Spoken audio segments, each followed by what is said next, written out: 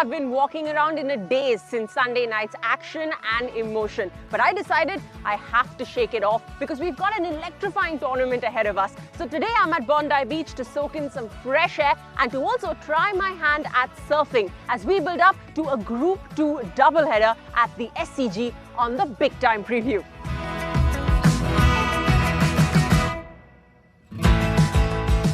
Surfing is one of the most complex and tough to learn sports in the world, but luckily I have with me South African bowling legend and better than intermediate surfer by his own admission, Dale Steyn, to join me on this surfing experience. In a little while from now you can show us your moves. I will completely embarrass myself, but before that let's talk about Sunday night's action. Have you recovered from that last ball finish? I tell you, my heart hasn't, I think it's only just stopped beating. It was absolutely incredible. I mean, you know, from a spectator's point of view, what more do you want? I was sitting in my room, my hotel room, and I was just, every time a wicket was taken, I was jumping out my chair. Every time a boundary was hit, I was jumping out. I didn't know who I was supporting. It was just incredible to watch. And then that innings, those sixes, there at the end, I mean, that innings, that will live in my mind forever.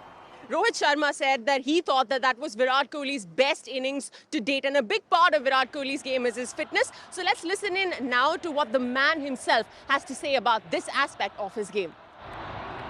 Fitness for me is probably more important than cricket practice. I honestly feel that having a fit body then makes you think better as well. So it could help people in their work, their sport, anything that they do. When you're fit, you just want to start your day off well, and you look forward to actually doing a lot more on an everyday basis rather than just dragging yourself through the day, which I think is not an ideal place to be in. I try to stay fit because if I have a moment where I can make a difference when there's pressure and I don't have the bat in hand, it doesn't mean my job is over. So you can always change the game with your fielding, with your energy, with your enthusiasm. If you're not physically ready, then you won't be able to capitalize on those moments. So that's something that I constantly look to do and work for that in the gym or on the training ground. Just to put things into perspective, on Sunday night, Virat Kohli ran 11 twos and 2 threes. When there's that much pressure of the game and your adrenaline's already pumping, how much of a part does fitness play in being able to do something like that? No, that's massive. It also plays with your mental side. You know, when you get tired, you start to make a lot more mistakes. You lose your concentration. And when you're running as much as that, 11 twos, that's a lot of running, you know, and it's high pressure running. And every time you watch Virat run, he's always looking for a second if he's running a single. He runs it hard. It just requires so much out of the body, but then the mental side.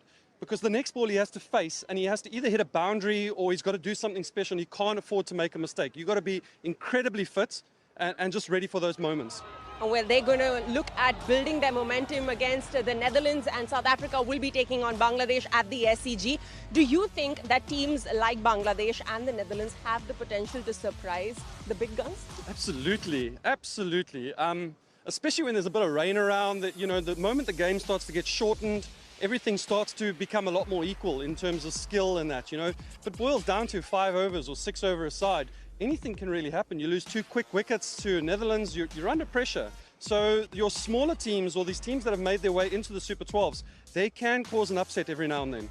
And now, before we move ahead, let's take a look at that points table. Bangladesh come into this match day sitting pretty at the top of the table with 2 points to their name. South Africa have 1 point after their first match of the tournament was washed away by rain. Now, the biggest fan of the South African setup in world events seems to be the rain gods. How are you going to shake them off? Oh, we just take them with us everywhere, don't we? But look, I think in this current format, the way that the World Cup is being held, you pretty much have to win every game. I think if you're losing a game, then you're pretty much not deserving of winning a World Cup, you know? So you want to win every single game all the way through to the final.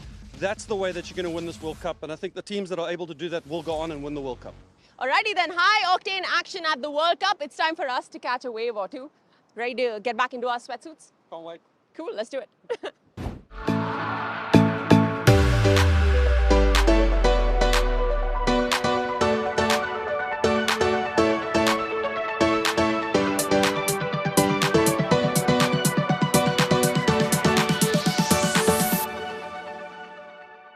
And that is the day well spent at Bondi Beach. Be sure to ride the wave of the T20 World Cup by downloading the official T20 World Cup app for match news, highlights, team updates and so much more. We'll see you again on the Big Time Preview very, very soon.